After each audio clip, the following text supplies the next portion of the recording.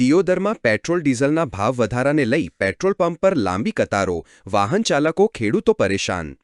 દિયોદરમાં petrol ડીઝલના ભાવ વધારાની સીધી અસર જોવા મળી રહી છે.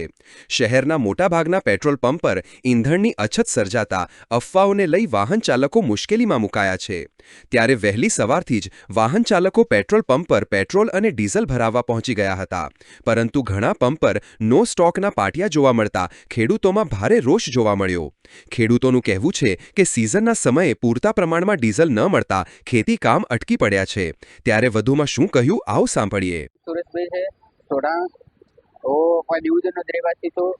મારે ઇમરજન્સી કામથી બહાર જવાનો થયો હતો એટલે બહાર જવું રહ્યો છું. પણ આવી પેટ્રોલની અછત થાય તો આગામી સમયમાં શું થઈ શકે એ બધું શું ભાવ છે? ભાવ હાલમાં તો છે ને 100 રૂપિયાનો ભાવ છે.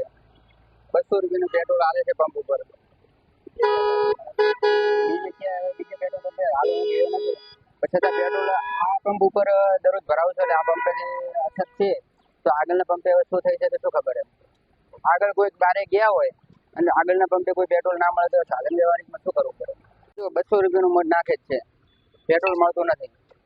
કારણ શું પેટ્રોલનું કે નહીં મળતું? એનું કારણ કે બહારથી આગળથી નહીં આવતું કે પછી કોઈ હોય થાય છે એ કહેવા માંગુ છું. હું અહીં ડિવિઝનનો જ છું. ક્યાં જવાનું? મારે જવું છે બહાર, હાલ ઇમરજન્સી કામ છે, ખરજ જવું છે. પેટ્રોલ ડીઝલનો ભાવ વધી ગયો છે અને અહીંયા લોકો 200 રૂપિયાનું ખાલી પેટ્રોલ આપે છે. અમારે ઇમરજન્સી ક્યાંક જવું હોય તો કેવી રીતે જવાનું યાર? અને બહુ તકલીફ છે. સરકારને એટલી જ વિનંતી છે કે વહેલી તકે પેટ્રોલમાં સુવિધા કરાવી અને બધા લોકોને પેટ્રોલ પૂરતું મળી રહે એના માટે અમારી અપીલ છે. પેટ્રોલ ડીઝલ ક્યાંય મળતું નથી. એક અહીંયા મળે છે અને એ પણ 200 રૂપિયાનું ખાલી આપે છે. ગોધા ગામનો વતની છું. મારું નામ દેસાઈ તુષારભાઈ જયરામભાઈ છે. હું ડીઝલ લેવા અહીં રિલાયન્સ પંપે આવ્યો છું. એ લોકો એવું કહે છે તમે ટ્રેક્ટર તમારું સાધન લઈને આવો.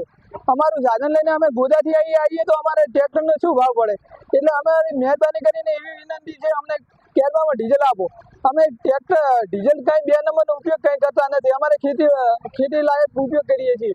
એટલે મહેરબાની કરીને અમે પેટ્રોલ પંપને વાળાને કહીએ છીએ, અમને ખેડૂતોને કારબામાં ડીઝલ આપવા વિનંતી કરીએ છીએ.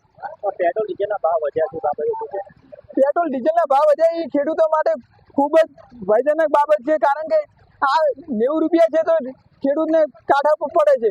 અને તો એ લોકો એવું કહે છે તમે સાધન લઈને આવો. એટલે અમારે સાધન લઈને આવે એટલે અમારે ડીઝલના ભાવ 100 રૂપિયા આજુબાજુ પડે છે.